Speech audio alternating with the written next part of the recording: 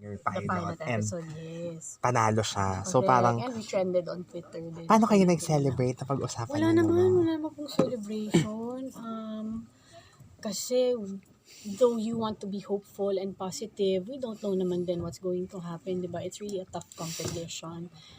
So dinadaan ko ako personally, dinadaan ko siya sa prayer. So as long as nagdadasal lang, hoping for the best, of course, na maging consistent, ang ratings, ang mataas na ratings, and of course yung positive feedback. And of course, we do our best while taping the show. Okay na yun. Happy na kami doon. Carla, bakit natagalan before ka bumalik Hindi sa naman po. Actually, Parang mga Pamilya isang taon. Roses ended December 2018. We started taping for Love of My Life July 2019.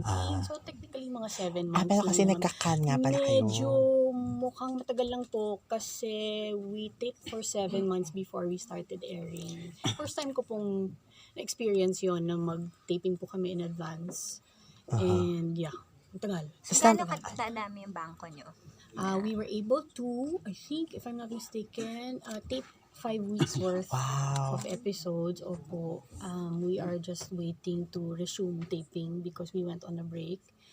Pero like I mentioned, first time ko pong ma-experience na ang way in advance, sobrang aga po namin mag-taping. It was, I see it as a good thing kasi we were able to really take our time in every scene. Pero medyo, ang downside lang nun is wala ka kaagad feedback kasi medyo hintay mo pong mag-air before you could get feedback from the viewers. And hindi masyadong dire-diretso yung taping. There would be breaks in between. Pero kasi di ba kaya kayo nagka-can dahil sa closed captioning? Correct, that's one of the reasons. Nagsimula naman na po, may option naman to put subtitles. Every time you are viewing, I think sa TV naman po may settings po yun if you want to be able to read subtitles. But it's actually a challenge kasi talagang there's even more pressure to really be able to tape in advance para hindi for airing dahil nga po dun sa closed captions. Carla, sorry i-ask ko lang kasi we know what happened Descendants sa yan, maingay sila. we know what happened sa Pamilya Roses nung during its run. Tapos ngayon na parang babalik ka sa prime time and the same time slot. So nung nalaman mo ba nung umpisa parang medyo kinabahan ka ba? In terms of time slot, hindi naman po. Kasi I've had other shows na that fell on the third time slot.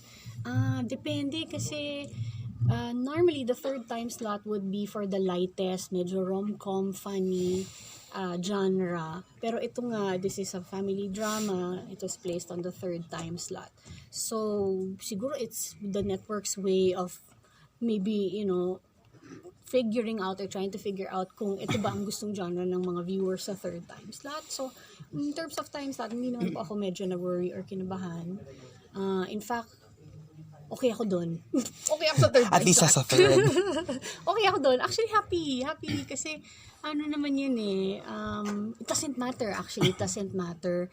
Although the ratings vary per time slot, ang importante may time slot. Ano ba yun? So mga parang yung nangyari dati, hindi mo na masyadong dinedwell on that. You really move on na to the next. It's not something that I would take personally. It's not something that I would worry about. Kasi wala naman yan sa full control mo. It's a collective effort, it's a team effort, and you cannot blame yourself naman or anything. You cannot point fingers or blame anybody else. So, ano din yan, it's really a risk. So, napakahirap na competition and hindi mo dapat dibdibin. Carla, you mentioned parang all of the kapusiliding man nakatrabaho na, pero you didn't mention Alden. Are you looking forward? Naka-work po na. Hindi pa po nakaka-work si Alden. Give it a chance. What kind of job? I think it's because he's younger than me. Kaya medyo parang mahirap po kaming mabigyan ng project na kami po yung Are you looking forward? But definitely, naman, whether it's for TV or for film, I would love to work with Alden Richards. Kilala ko na si Alden even before he became Alden Richards.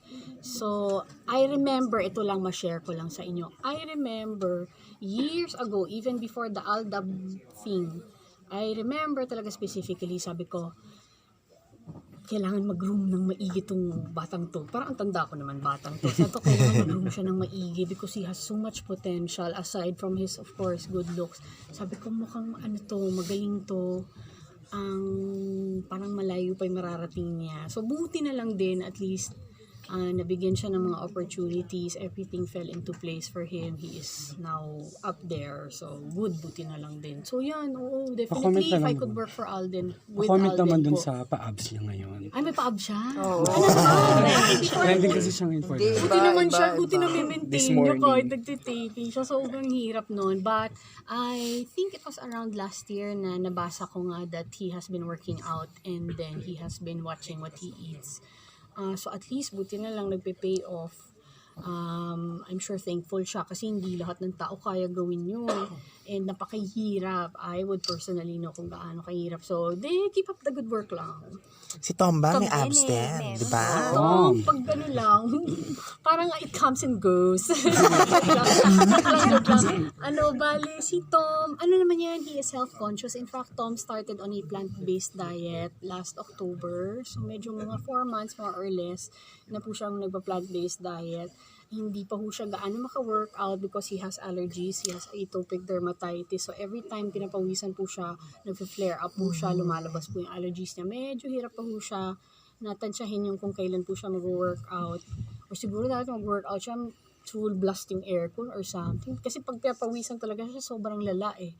So, but he's, very health conscious. Proud ako sa kanya na nagawa niya yung plant-based diet. He would try to convince me to also convert to a plant-based diet. Pero slowly, kumbaga, may times na tinatry ko naman. So, okay naman, may pa-abs din yan si Tom. Tsaka ang unfair kasi sobrang dali lang for them. Well, hindi naman. Pero compared to women, mas madali ang men talagang mag-shape up, to gain muscle.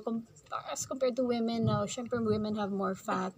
So, madalas naiingit ako sa kanya kasi parang wala pang 2 weeks, nag-slim down na siya, ganun. Samantalang kapag babae, sobrang hirap talaga.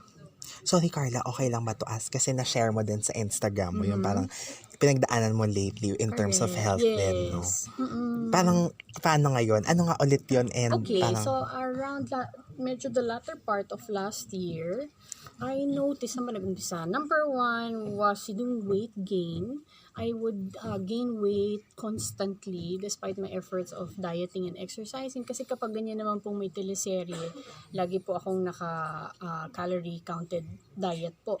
And then I would work out regularly, of course, to maintain my figure. So, na-notice ko po na bakit bigat ng pabigat yung timbang ko despite those efforts. I gained 26 pounds in 4 months. So, nagpatingin na po ako sa endocrinologist and then yun nga, may thyroid problem po ako. I was on medication for 2 weeks to manage my thyroid. Unfortunately, allergic po pala ako dun sa gamot. So, I had liver damage from the medication. And then, I was coughing for mga 3 weeks. Nagpatingin na po ako, several doctors. And then, ultimately, it was one pulmonologist who said I had asthma. So, yung asthma po, first time din po yun. No family history of asthma whatsoever. And I was on a lot of medication, including steroids, which made me gain even more weight. So, ang steroids po kasi, particularly prednisone, it really makes you bloated. I was on oral steroid medication. May intravenous din po akong steroids and yung steroids po sa inhaler for asthma. So, yun, lalo pa pong nagpalobo. In fact, sobrang taas ng dosage na nagkaroon pa ako ng knee pains. Hirap na hirap ako maglakad. Sobrang sakit. It was a type of pain that I've never felt before. Mataas pa naman po ang tolerance ko for pain. So, sobrang sakit. Effect daw po yan ng steroids. And then, the last po is tachycardia. I've had tachycardia for 10 years already. It's irregular heart beating po. Na-manage naman po siya, it comes and goes. So, medyo latter part of last year, medyo inatake na naman po ako ng tachycardia. So, yun, yung 4 po na yun. Sabay-sabay po kasi, kaya ang hirap lang, it's really frustrating kasi unang-una, you don't know bakit kasi wala ka namang family history of these illnesses and then you're in the middle of the show of taping, a new show and then nagsabay-sabay pa. So, yun po Pero mahirap. parang all is well naman ngayon. Yes, all is well, improving. As in, test results show that everything's improving, mas nag-normalize na po. So, at least getting there na. It doesn't affect your shooting day? Actually, it did po. If I could recall, there were, I think, 1 or 2 taping days that were packed up. Kasi, yun nga po, nagkasakit ako. And then, I forgot na the second reason. Pero yun, very buti na lang po, hindi pa po kami airing nung time na yun. So, at least, production was understanding enough to give me time to medyo recover po. Thank you so much, Carla, and congratulations.